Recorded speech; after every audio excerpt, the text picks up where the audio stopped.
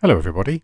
In June 2022, Richard Dawkins and Denis Noble had a discussion on the importance of gene-centric and systems views of biology at the Hay on Wye Festival.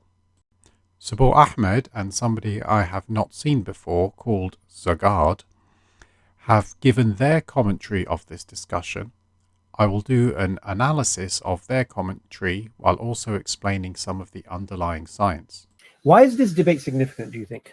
I think the two schools of thought within the genetics or science They're clashing. they're not clashing. And a clash between a giant and an ant, I think. This sets the scene for their commentary. Their aim appears to show evolution as speculative with disagreements, in the hope of supporting creationism.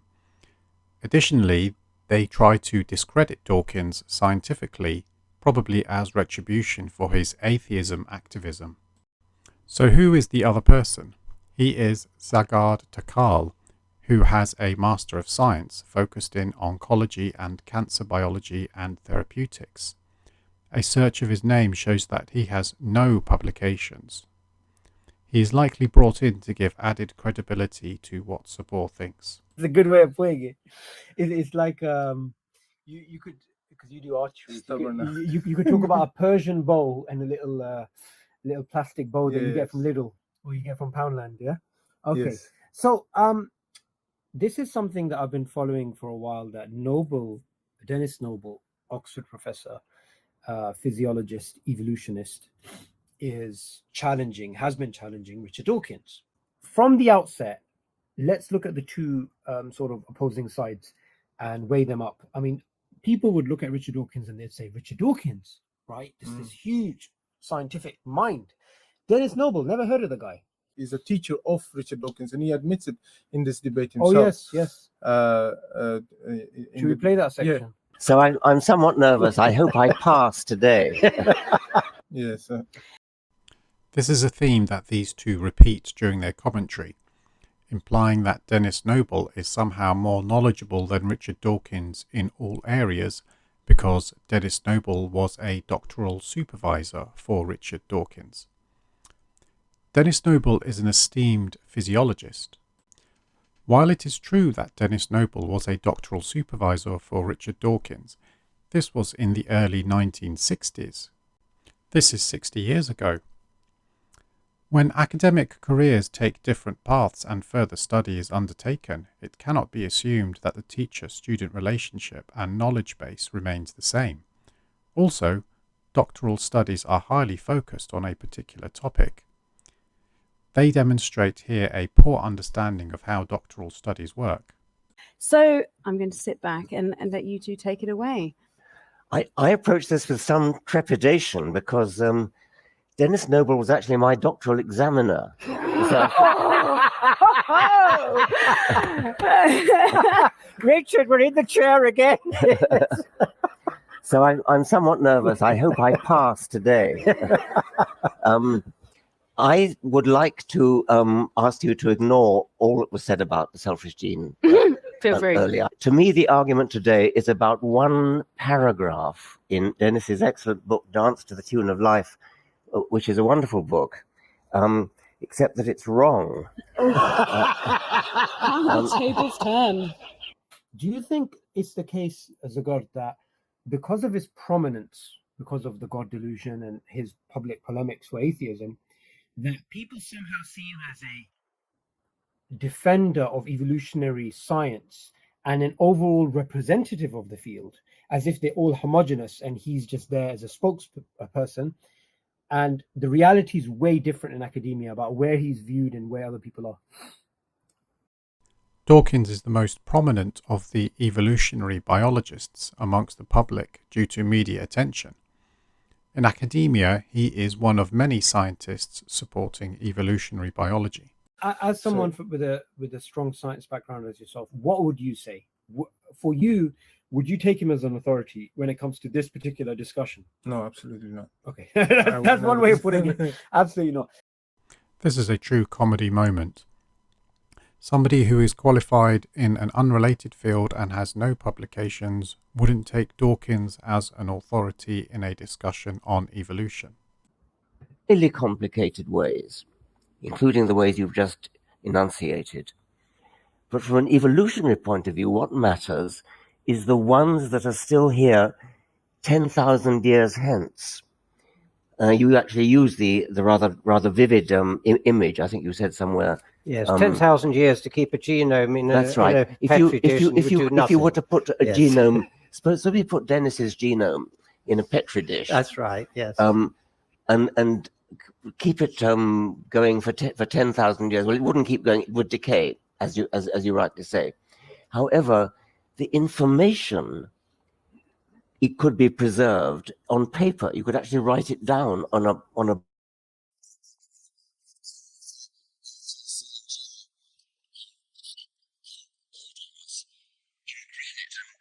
For 10,000 years, and then in 10,000 years, type it into a sequencing machine, which we already have, and it would recreate an identical twin of Denis Noble. No, I don't think it would. You don't think it would? No.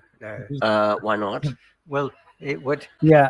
Thing in this particular bit is that he says that you take all the information of the DNA of an individual, and you type it up in a computer or on a stone or carve it, and then 10,000, 20,000, whatever time later, you can then come back and rewrite or copy that gene into a cell, and you'll get an identical twin. And Denis Noble. Of Denis Noble, and Denis Noble then corrects him, because he now is going to lecture him and tell him there is way more required in order for it to be an identical twin than just the DNA. Yeah. And that, It would need one. It would need an egg cell. Oh, of course it would. No. Yes. I think we need In 10,000 years, they will have the technology to take an egg cell. Oh, I see. Okay, and I now therefore need to follow up on a different issue then, if I may, Richard. Yes, because you see, what it would need to be is a good self-replicator. And you won't be surprised that I disagree with you on self-replication, because I think that's a central feature. Because I think without the self-replicator, I'm not quite sure that I understand what the selfish gene idea really means. Now, let me just explain briefly why it can't be a self-replicator. now he's going to talk about the self-replicator and why it's important to have a self-replicator in order to have an identical twin. Yeah. Okay. So if you, for example, you put the genetic information of Denis Noble into a virus, it won't reproduce an identical twin, or in a bacteria, it won't reproduce an identical twin. Why? Because that bacteria or that virus or that amoeba or whatever the organism is, or even a sheep, will use that information in a different way. Yeah. You understand? So you need a self-replicator that Denis Noble had at the start 10,000 years ago in order to produce Denis Noble. And this is the bit that I'm surprised he made such a blunderous statement there. Like, to a lot of people initially when he said it, you just put all the stuff in petri dish, and 10,000 years later, voila. But this, again, he's But it's oversimplifying it for people that are not scientists. Yeah. You understand? Actually, you two don't understand. What Zagard just said was a red herring, as Dawkins describes an egg cell, implying a human egg cell, as it would have the mechanism to produce a human. He did not say a virus or bacteria. An analogy would be to take the text of a book, which would decay, and preserve the text as an e-book. It would need another mechanism to take that text and make it into a book again. What happens as the double helix unwinds is a C finds its mate because it naturally likes the other one that it likes to come in and link to it. And the same applies to the T and the G and so on. So every one of them has a mate. That's fine. Now, that is a pure chemistry thing. And you could say that's almost like a crystal forming itself, because what crystals do is that the other molecules that are in solution like to, in a lock and key fashion, go into the crystal. That's all fine. So in the same kind of way, and I think this is the reason why people like Richard say it is a self-replicator and rely on the molecular biology to say that, they're quite right up to a point. In all chemical reactions, there's an energy of formation and breakage. And from that, you know how frequently it will go wrong. It's about, in the case of the nucleotides, it's about 1 in 10,000 nucleotides. Now, you might think that's fine. If you wrote a scientific article of 10,000 words and you had only one word as a typo, you would be very pleased.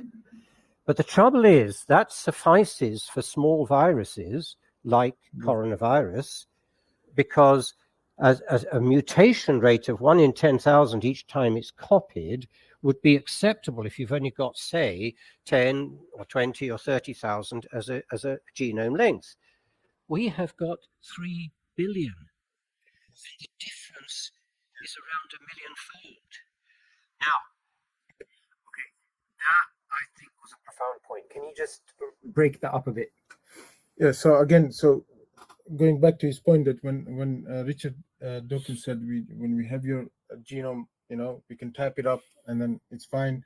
We'll reproduce a twin of Denis Noble, and he's emphasizing here. He says no, that's not all that it requires. Just the DNA, and it will be a self-replication. Yeah. Right. You require a proper cell, and he mentions an egg cell. You require a proper cell, that human cell that is capable of self-replicating, copying the DNA with the high level of accuracy that a human cell does.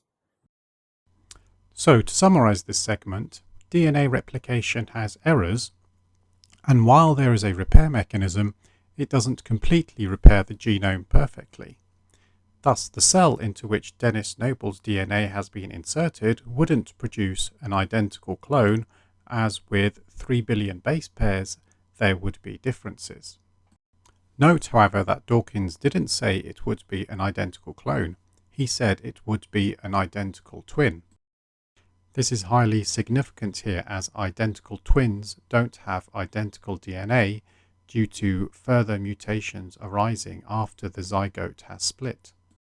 I would say Subboor and Zagard have not picked up on the nuances of what Dawkins is saying. You can't just replicate it the way viruses do, and he emphasizes here, because the virus's genome is like 10, 20, 30, 40, 100, maybe maximum 100,000, maybe a bit more than that. Some viruses are DNA viruses. Their DNA is a bit larger, and most viruses, I think, are RNA viruses. So here you would have so going back to the human genome, you have billions of genes in there, and compared to 10,000, a length of 10,000 of a virus. So again, Richard Dawkins, his theory is applicable to the viruses to a certain level, not applicable to the viruses, but when it comes to humans or higher organisms, you would require a lot more information. You require a lot more science to do that, rather than just copying the gene and putting it in a machine and then being able to produce a twin of an organism. Absolutely. I hope that makes sense. So the next part is regarding evolution and then the gene pool, I think that he's mentioning. was a Lamarckian. Okay, I do think this is actually quite misleading. Those have been shown are simply beautiful. Just go online and ask to look at extracellular vesicles made evident by labeling molecules fluorescently. So they literally glow green, yellow, red, or whatever it might be. It enables you to know this is this particular RNA, this is this particular DNA, and so on. And that escapes the limits of light microscopy. You can actually resolve down to very tiny particles indeed. They're called extracellular vesicles. Those have been shown experimentally to be passed to the germline. That's how the RNAs and DNAs, the new RNAs and DNAs, get to the germline. So I think that if he was alive today, I think Charles Darwin would be praising and cheering the discovery of extracellular vesicles. They are his gemmules, and they carry out the function that Darwin proposed. Now, why did he spend the last 20 years of his life collaborating with George Romanes is because he actually thought this must be right. Okay, so now we're getting into territory. We're just going to go back and play it, but now we're getting into territories where I think a lot of people would be really surprised at the nuance.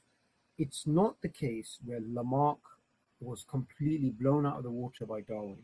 It's the case where later on in life, Darwin was revisiting certain ideas of Lamarck and seeing if they can work. And it's so interesting that Richard Dawkins, being a supposed Darwinian, is not as open-minded about Lamarckism as Darwin was.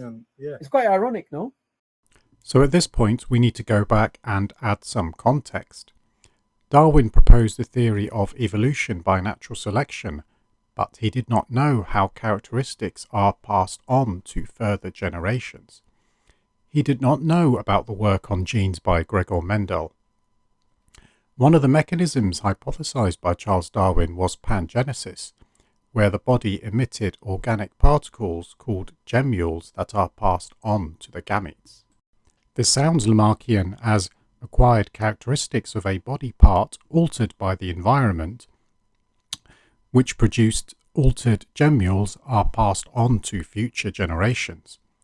This theory was made obsolete by the discovery of Mendelian genetics, so Dawkins is right to be more skeptical of gemmules than Darwin was. So Subboor is wrong, and that Dawkins is not close-minded. So I don't think it's trivial that Darwin was a Lamarckian. Okay, I do think this is actually quite misleading. What Darwin's gemmules were supposed to be about was investigating the current state of the body and passing it on to the next generation. So the gemmules were going all around the body, and they were that's right. detecting changes in the body. The sort of classic Lamarckian examples, like the blacksmith's arms getting muscular and the giraffe's neck stretching and things like that. Lamarck thought that those were inherited. Darwin, in his later years, thought they were too. And Darwin's gemmules were going around the body in the bloodstream and picking up information about the current state of the body, the modified state of the body, the acquired state of the body, and going to the germline, going to the gonads, and imprinting the information into the germline. Now, that is a very radical idea. It's precisely what the extracellular vesicles are doing. Well, yes, but they're not. It's nothing to do with blacksmith's arms. Let's recap what Lamarckism is. It's a notion that an organism can pass on to its offspring physical characteristics that it acquires during its lifetime. So with regards to the blacksmith's arms, a blacksmith gets strong muscles from his work, and he passes on those strong muscles to his son. Lamarckism fell out of favour, but not conclusively disproved, as Mendelian genetics provided a much better explanation for the inheritance of acquired characteristics. To illustrate the skepticism, let's look at circumcision. This has been performed in thousands of generations, but males are still born with a foreskin. So here, one thing that Denis Noble emphasized on this, talks about a bit earlier, that I didn't, basically we didn't listen to yet, or it's earlier before this bit, is that the vesicles, the vesicles within the extracellular vesicles coming into the cell, giving it information, DNA, RNA that he mentions, or bringing in other substances to the cell, giving it information. So instead of this rather confused explanation from Zagad, let's look at Noble's assertion that the extracellular vesicles play the role of Darwin's gemmules. This article, which I will link in the description, gives a very good summary about extracellular vesicles and how they could transfer genetic information through horizontal gene transfer. The current debate is on what kind of traits, if any, could be passed on through this mechanism. So they may be doing something. If you're right about the immune system, now you seem to be suggesting that what happens is that when the immune system reacts to an infection like COVID and we become immune to it. That immunity gets passed on. No, I deliberately said we're not yet sure about that. I know you did, and I'm glad you but said what that. we are sure about is that other things are passed on. Metabolic disorders are passed on, and sexual preference are passed on. Well, now, sexual, again, I've got the sexual references. preferences in what way passed on? It's passed on in planarians, and that's been demonstrated. Again, all of these references, I'm very happy for people to email me and ask for them. Perspective, you know, Been shown very recently by Toker and his collaborators in work in Israel, and I think that is actually a 2021 reference. And how many generations? Okay. So Zagarta, I just wanted to add something before you play, right? Look, what it basically is, right? It's like a discussion where Noble is making a point, and Dawkins is like, "Where did you get that from?" "I got it from a paper." Yeah. Right, and the paper they came up with so and so. Rather than acknowledging, "Oh, okay, so you have a reference for what you're talking about," he goes straight to, "Well, how many generations?" Well, who cares? I will now explain this part of the discussion. This is the article that Denis Noble has just mentioned. I will link it in the description. The study looked at nematode worms. When they were warmed, they displayed early sexual behavior. This persisted for 3 generations after returning to a cooler environment. Much of the scientific community has expressed doubt that such mechanisms play a significant role in long-term evolution.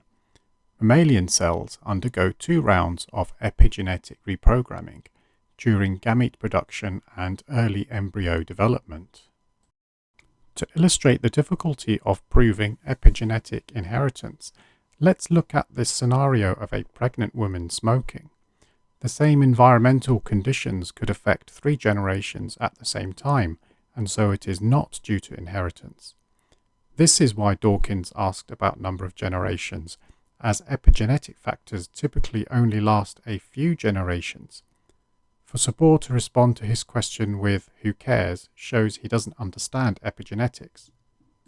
Well, what they're showing, come back to the point I made about temporary and permanent, because you see, temporary is actually an advantage if you don't yet know from an evolutionary perspective whether the change is valuable or not. It's so beautiful. I think it's great, you see, that epigenetic changes and temporary alterations of the germline are not necessarily passed on through many, many thousands of generations, because if the change in the environment is really temporary, you don't want a permanent response. So I can see that makes the organisms so much more versatile and so much more robust and rough and tough, compared to having a variation, and then due to natural selection the whole generation passes.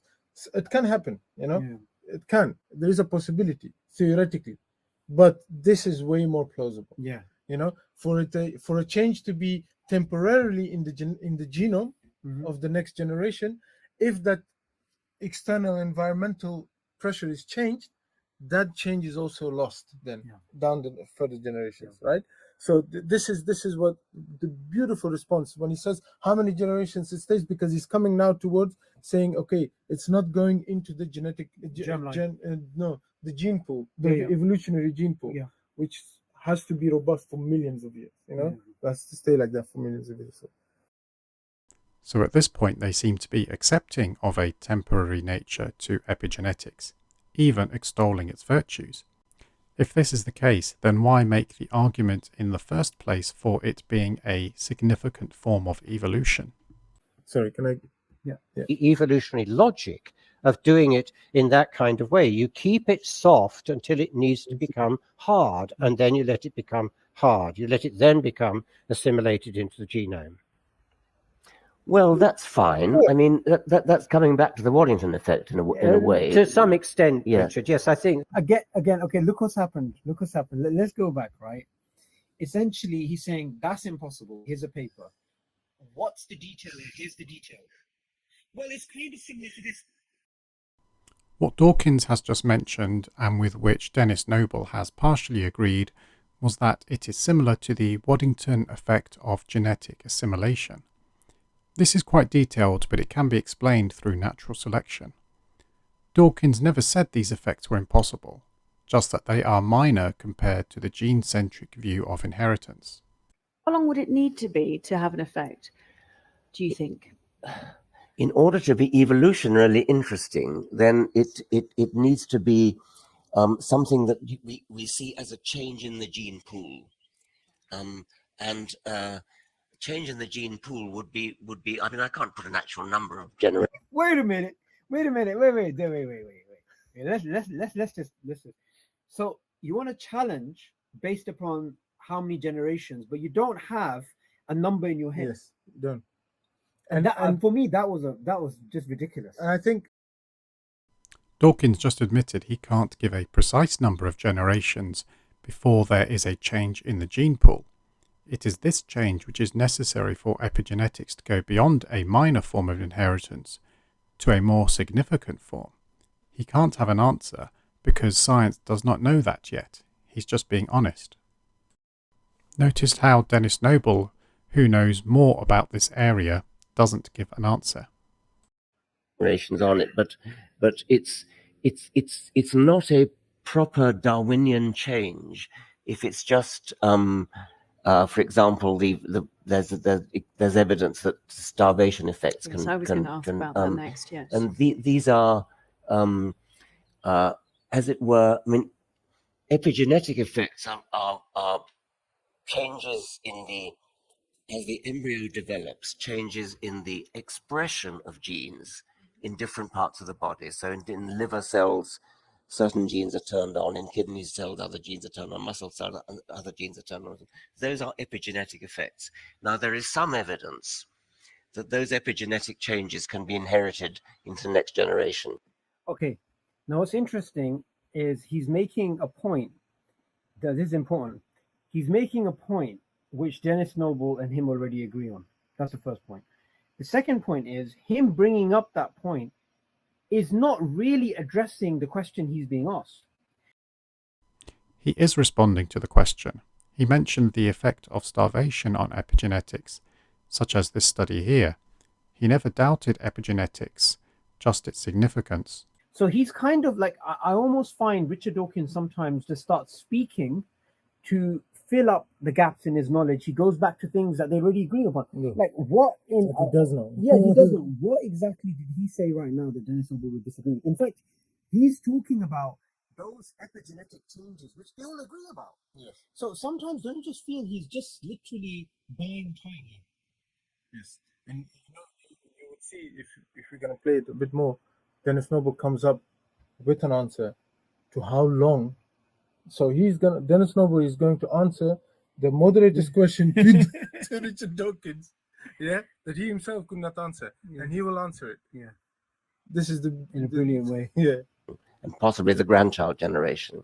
That's not a proper gene pool change. Yeah, I think Richard is right on that. But what we would need to do is to look at the effects after billions of years. And that's exactly what the Human Genome Project did in its Nature paper of 2001. Dawkins stated he couldn't put an actual number of generations for epigenetic changes to be assimilated into the genome. These two, however, have just accepted Denis Noble's answer of billions of years. What bothers me is Denis is saying Lamarck is back because in order for Lamarck to be back, it seems to me we would need to have something. Okay, brothers and sisters, I just want you to go back to something. Wait. Get rid of Lamarck. Don't even call him Lamarck. Let's look at concepts.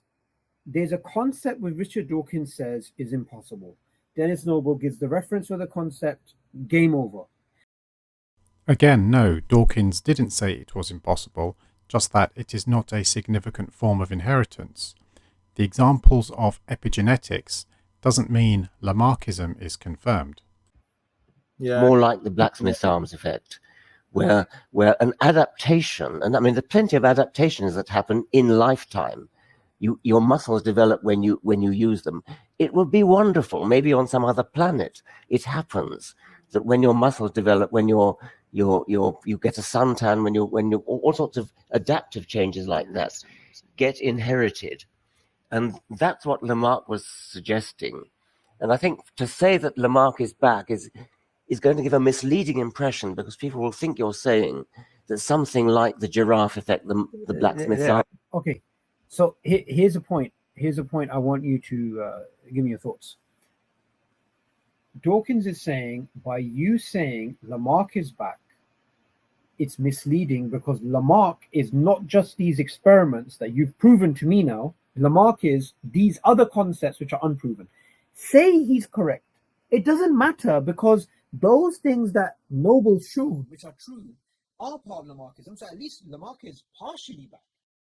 No, Lamarckism is only back when it is confirmed that the epigenetic changes are inherited, and not through an effect that affects multiple generations, like the example of the smoking pregnant woman.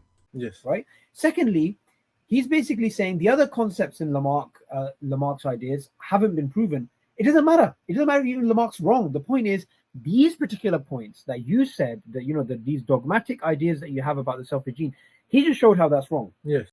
Again, you're wrong. Even if Lamarckism is proved correct, this doesn't mean that the gene-centered view of evolution is wrong, as multiple mechanisms can work at the same time. I think what I'll be very precise, it is that the inheritance of use and disuse is now evident. That's the way I would put it. Well, yes. Is it? I mean, you're not going to go out and say that adaptation as we see it in the field, as animals develop camouflage, as animals develop stronger bones as they use them, stronger muscles as they use them, that would be a proper Lamarckian effect. That would be a real adaptive change as a consequence And we of know use and that disuse. when we know that the RNAs that communicate all of that can be transmitted to the germline. Oh my gosh. So again, he does by saying that the Lamarckian idea of adaptation not being applicable, Yeah. in this case, whereas again, Denis Noble goes back to a paper saying we now know that the RNA goes and the DNA goes, and information is fed to the genome, by the cell. We know that by the processes by which it happens, we know that how it happens now. Yeah. So To reiterate what was said earlier, these extracellular vesicles, which were shown, are suggestive of epigenetics and not affecting inheritance. Part of the evidence that obviously, what I would want to say on this is open field for experimentation in the future. That's what we need. We need to be open to those possibilities. On that delight. Who's being dogmatic now? exactly, Who's who's being- closing yeah, it? yeah, Who's yeah. closing the scientific field of biology Yeah. and closing it off to any new ideas? Yeah. Neither of them were. They were just discussing alternative mechanisms and remaining skeptical until sufficient evidence. Full note. This is exactly. Please can we take a moment to appreciate the civility and eloquence with which these two gentlemen have debated and disagreed this moment. So Subboor and Zagar have tried to portray this discussion between these two as some sort of intellectual smackdown of Dawkins when it wasn't. Let's look into Denis Noble's background and see what other evolutionary biologists think. Jerry Coyne states that Noble's assertions are deeply misguided or flat wrong. Lawrence Moran and other evolutionary biologists have criticized Noble for his lack of knowledge and unscientific stance on evolution. I will link these into the description. Both Dawkins and Noble are in their 80s. Let's see what younger evolutionary biologists and educators think. For example, there is Forrest Valkai, Jackson Wheat, John Perry of State It Clearly, and Dr. Dan Stern-Cardinal of Creation Myths. Their output reflects the gene-centered view of evolution and not the epigenetic Lamarckian view of Noble. In summary, Subboor and Zagar have failed to portray Dawkins as failed scientifically, and the gene-centered view of evolution remains well supported. This has been a long video, but there has been a lot to say. Please look at the links in the description and let me know what you think in the comment section. Thank you.